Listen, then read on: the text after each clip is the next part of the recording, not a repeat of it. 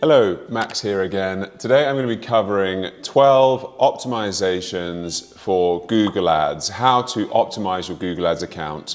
Because lots of people in my eyes think of the setup of a Google Ads account as the most important thing, when in reality it is the optimizations that you're continuously doing month after month that are going to get you to profitability and ultimately printing loads of money for the business. So we're going to go over some of the key ones that we like to use as an agency. All of my ads managers have these as a list, and we have lots more, which I'm not going to go into. This is a kind of beginner's entry point for this, but you're going to get a lot out of it, I'm sure. And if you follow these, I am certain you can find ways to optimize your account right now and get far better results if you're already running Google Ads. And if you're not yet running Google Ads, this is still going to be vital to watch, because you know what to prepare and what to have in place so that you can then do these optimizations later. Because of course the setup is vital to get right so that you can do testing in a good, clean way so that each of these optimizations actually works for you. So let's dig into it. I'm going to show you my screen. I'm going to go one by one. And the first that we're going to talk about is bidding strategy. So bidding strategy, you can see I'm in a random account right now, and you can see the bidding section of it within the settings of that campaign. We're in a search campaign, so you can hit change bid strategy. Currently it's on a maximize clicks. So these are the main options that you have available. You can maximize clicks, which we often use at the beginning when there's not enough conversion data to kind of get the account going. And then there's maximize conversions, which is just if you have, for example, you're a SaaS and you've got one inquiry conversion, then fine, you can just do maximize conversions. Or if you're more e-commerce, you might use maximize conversion value, or generally if you have a variety of different types of conversion values, like you sell a chair for £500, a desk for £2,000 and a stool for £100, well, you want to bid differently on those, and so you want to take into consideration the varying value within them. So that's when value is good. And then you do have target ROAS, target CPA, and lots of other things which I won't go into.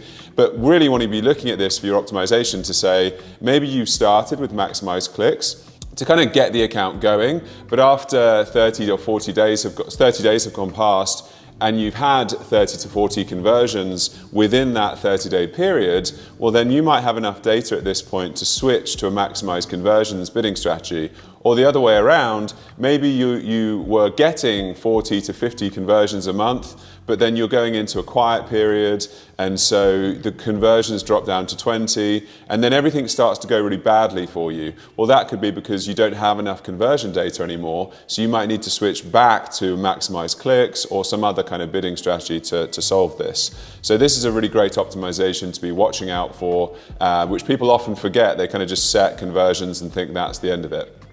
Number 2 is auction insights. So that's within the insights and reports, and then auction insights. So you can do this at campaign level or at the account level. So this is looking at the people that you're bidding against. So in this random case, we've got Amazon is often there, and then we've got Wayfair and some others. So these other companies are who you're showing up alongside and bidding against within the auction process. So this is great because you can think to yourself, okay, if I'm a really premium brand, but I'm still bidding against Amazon all the time, well, that tells me that maybe something's a bit wrong here, because I'm bidding on keywords for products that are generally on Amazon, and Amazon is a little bit more of a lower in the market position, whereas if your items are very expensive, maybe you're not showing on premium searches. Or another way of looking at this is, okay, we're bidding against Amazon in this situation, so how can we be better than Amazon, or how can we be the alternative to Amazon? This is the problem that anyone in e-commerce has.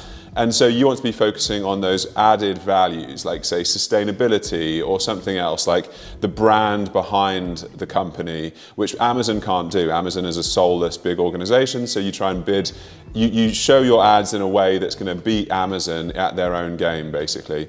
So this is a really great place to come in and take a look at. Number 3 is quality scores. So quality scores are at keyword level. So a keyword has a quality score, and that is basically the system that Google uses to decide how good is this search, and are you doing at satisfying what that user is actually looking at in that moment. So a quality score. So that's based on the landing page, the ad relevance, the expected click-through rate, and lots of other factors. And generally when you start an account, it's less, and then over time it builds up naturally.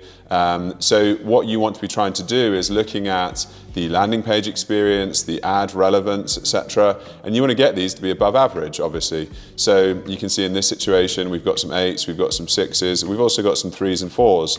So why are they there? So you can see that the ad relevance is generally pretty good. A few of them are below, so we could maybe improve on that by trying out some variety of different types of ads, so splitting into new ad groups. And the landing page experience is, of course, the website that you're sending them to. So maybe the landing page that we're going to does not have enough of the keywords that we're talking about here, and also the user bounces off very quickly when it arrives to that page. Generally speaking, you just have to think, what is the user after? Are we satisfying that perfectly from the ad all the way through to the website? So this is a great place to look at quality scores, trying to improve on those, because that'll help you reduce your cost per click and become much more efficient in your ads. Number 4 is landing pages. So landing pages are part of this same system. So I'm mentioning this separately to the quality score things, but this is where you would come. So you would look at the keyword level, you would look at the landing page experience. So this obviously tells you what Google thinks of the landing page, like some of them have average, some of them have above average, but we also want to be considering the landing page altogether. So pausing for a second and looking at a particular ad and clicking to that final URL and thinking, where are we actually sending them? In this case, we're just sending them to the home page. So could we be creating custom landing pages which are going to do a better job at satisfying this particular ad group so that the user has a better experience? Number 5 is device bidding. So in this screenshot, you can see we have, it's not a screenshot, it's the real Google ads. You can see we've got generally mobile, computers and tablets. So that's desktop versus mobile versus tablets. And so you can see that we're generally spending the most on mobile. Secondary to that is computers and then tablets. And you can see that, of course, the amount of conversions we're getting will vary. But the bit that I like the most is generally cost per conversion. So you can see that we have a cost per conversion of 800 on mobile here versus 100 on computers and 0 on tablets. So if this company, needed to get to 200 cost per conversion or less, well, of course, mobile is way off that, so we might need to turn this off. And generally speaking also, if we're limited by budget, like let's just say this client has 2,000 to spend a month and we're easily spending that, well then you could just turn off mobile by making a bid adjustment to negative 100%, and then only have desktop and tablet in this case, or maybe we just turn off tablet as well, and we could drop our cost per conversion from 240 average to 116 average, which is spectacular of a drop just by basically playing with this device bidding. Number 6 is locations. So in this account, for example, you can see that we've got the United States, UK, France, Ireland, Denmark. These are different countries that they're trying to target. And then again, within this location section, which is within the show more, or that there is a new design for Google Ads, but I'm trying to avoid it for as long as possible because it sucks. So you can see that the United States, we've got 47 cost per conversion. The UK is cheaper at 37.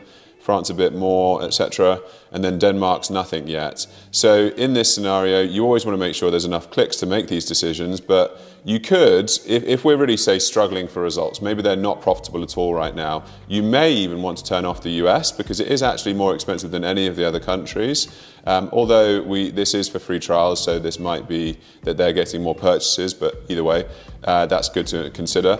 But it's a lot cheaper in the UK, so maybe we could still spend their budget only on the UK, France and Ireland and turn off the US and Denmark, and suddenly we're going to go from 44 to maybe like 37 or so as the cost per conversion. So this is another really nice optimization that we can make here. Number 7 is extensions, assets as they're now called generally. So this is the site links, this is the call outs, this is the image extensions. So you can find this within the ads and assets and then the assets section. And this is a great place to come into and look at, for example, the call outs. So how are these different call outs doing? What kind of an impact do they make to the click-through rate? and trying to basically cull some of the weaker performers and drop in some new ones over time. The same with image extensions. Some of the images will really help to push people to click, and others will do a worse job, so you can remove the losers, bring in the winners. The same, I mean, the business name and business logo generally will say the same, but making sure also just that they are accurate. And are you even using them? A lot of people miss the business name and logo because that's a relatively newer feature and people don't notice it at the end of the ad. So, and of course, site links is vital too. This is where you're sending people from within the website as additional links, so that can make a very big difference to conversions as well. And then number 8, so we've got looking at the actual ads you're currently running. So if you follow the kind of principles that I stick by with my agency, with Snowball Creations, we generally will do, in most cases, 2 responsive search ads, and then we will be A/B testing 2 kind of themes to the ad. So let's just say this is about office furniture. So one might be that it's a really old established brand, and the other might be cost or something else. And so we're going to have these 2 different themes of ads, and then we're going to be trying to see which one does a better job. And as long as you've got that set up correctly, and you're also not optimizing for the best performing ad, you optimize, you do not optimize, you make the spend evenly, rotate evenly, well then you should be able to see this one, for example, has 180 and 190 clicks, which is a fair comparison. You can see this has a slightly better click-through rate, and the conversion rate is significantly higher, at 7% versus 4%, and overall the cost per conversion, which is my favorite metric, is 100 versus 170, and the average is 130 across the 2 of them. So we can now come in and turn this advert off, and suddenly we're going to go from 130 average down to 100. So that's a significant drop in the cost per conversion straight away, and that will feed in across all of the rest of the campaign. So this is a really great optimization, and of course you're going to do that at each different ad group. You just need to make sure that there's enough clicks coming through, which is the hundreds at least. So at least 100 clicks on each of the different ads. Sometimes it's more obvious than others. Also, the number of conversions is important. Like if it's 2 conversions versus 1 conversion, then of course that's not really fair to make a decision on yet, because it could just be luck. It's not statistically significant, basically. And then number 9, we have day of the week / time of the day. So day of the week in particular is one of my favorites. That's a very easy one. So you need to add this. You need to add the ad schedule so that you've got Monday to Sunday like this, and then it makes it much easier to look at. You can find it in other places, but I like doing it this way. And then you can see again, so in this particular account, we have Fridays, it's got 6 conversions, a cost per conversion of 65. Generally speaking, with the day of the weeks, I'm more often looking for a place that you might just get rid of the single worst. So in this situation, there's not that many clicks, so this is maybe a little bit too early, but Saturday has had 0 conversions. So maybe in the near future, I would turn off Saturdays by doing a bid adjustment of negative 100%. If we had also, say, for example, Tuesdays is at 660 and Mondays is at 650. So I might be tempted to turn these 2 off. And then we would be focusing the budget on Thursdays and all these other days that have much better. There's not really much conversion data, so this is a little bit too early to make these decisions at the moment. But this is the kind of thing you're looking at, is looking at these cost per conversions or in ROAS and other situations, and trying to cull some of the worst, basically. And then you're moving the budget towards those better days, and so it's more efficient. Number 11, one more finger I needed there, is amount spent versus the budget. So the amount spent is what Google has actually spent, and the budget is what we actually are agreeing or telling Google to spend. So say in this case we have a budget of 63 per day. Well, that should mean that we could spend up to about 1,900 per month. But what does Google actually do varies. So instead, with Facebook or LinkedIn or any display network, generally speaking, in most cases, if you set a budget of 63, it's not difficult for them to fulfill that. So they will always make you spend that amount pretty evenly in most cases. Whereas with Google, it's a search-based system, just like with Bing or other platforms. And so you don't necessarily spend the budget. If your targeting is too tight, like if you're using exact match only, especially this happens, and you're doing very aggressive negative keywords, or maybe your geography is very small, you might not be spending your budget. And so coming into here and checking that regularly is important. And it also shows you how much it can vary with Google when it's optimizing. So some days, you can see this is relatively steady. We've set the budget at 63. and then you can see it's spending 68, 65, 55. So it's pretty steadily spending the budget. So this shows that it's quite happily finding enough searches to budget, to go into the auction and bid on with the system that we've set up. Although you can see here, I know actually from remembering on this account that they had their card failed on this date, and they didn't fix it until this date, so they stopped spending for those few days. So of course that's not really an issue, it's just a case of the client had to make sure their card details are up to date. But otherwise, this is an important place to look. And you can see also what's interesting is because Google wasn't able to spend here, it spent extra over Friday and Saturday and Sunday because it knew that it had an overall monthly allowance of what to spend. But in other cases, maybe this would show 20, 30, 10, 20, 30, 10.